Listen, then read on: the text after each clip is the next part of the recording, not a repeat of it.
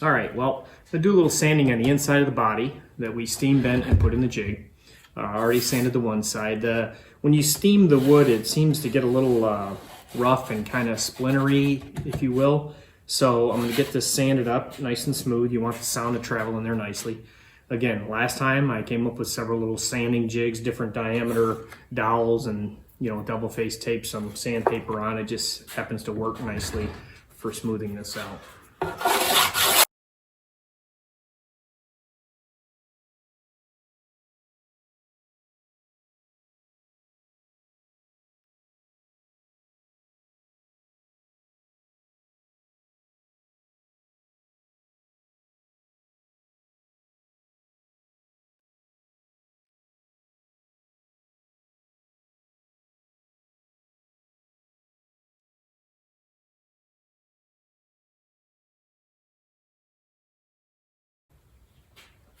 Okay, so that's pretty darn smooth right now. Actually, and that's just a 150. What I'll do is I'll go over this again with the 220, and I'll hit it even with the 320. I'm not entirely sure how smooth it needs to be inside, if it needs to be that kind of a fine sanded or not. Again, a real luthier could probably tell you that, but anyways, I go through it, make it a little bit smoother before we do all our glue ups in here. So anyways, that's how I'm sanding it. All right, well, all my kerfing came in, which I order, again, from StuMac. My first time I made the acoustic, I tried to make this, and it just was very, very difficult to make in a real uniform way like this is made. Obviously, it's made by a machine. So I opt to purchase this. So I was waiting for that to come in. It has come in, so we're going to get that installed. So what I do now is I get out all my clothespins that I used last time. They all have rubber bands around them so they can actually grip a little tighter there. And we're going to go ahead and install some of this. Now, usually the first piece you can install without dry fitting.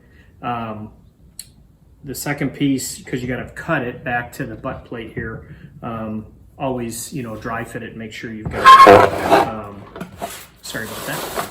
Make sure you've got that fitted nice and well. So we're going to go ahead and get some glue on this.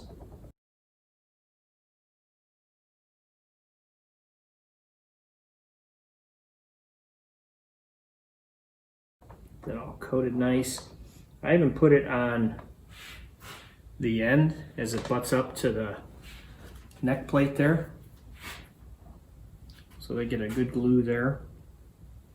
What you're going to do now is you're going to bend this in here. It's going to kind of crack, but you want to keep it very flush to the top as you go here. So I'm going to get this bent on this inside curve. Hold that in there nice and tight. Push it against that plate. Good. Start getting some clothespins on here. Basically, when you're done, this thing's going to be covered in clothespins. Just try to keep it nice and flush with the top. Now again, I've already sanded the inside of this with 220 and 320, so that's all been finished inside. Didn't bore you guys with showing me sanding. So we're going to go around all the way here.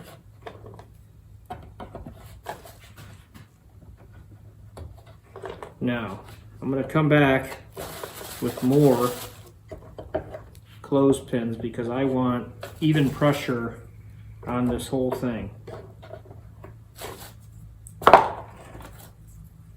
So use as many clothespins as you have. I don't remember how many I ordered last time, but it's a bunch, and I try to use them all. So you got a nice, good, even pressure all the way around this thing. All right, I'm going to actually tighten these up a little bit more. I'm going to put one more in there, right against that plate.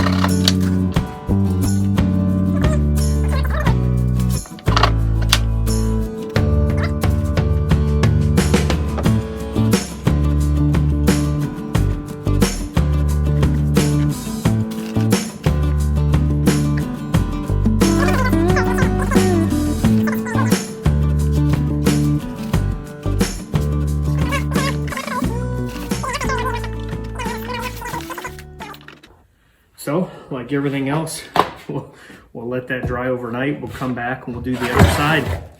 Take all those off, then we'll cut some side struts that go around. I use 10 of them. And we'll glue those in with some clamps. We'll go from there. Moving along. Stay blessed.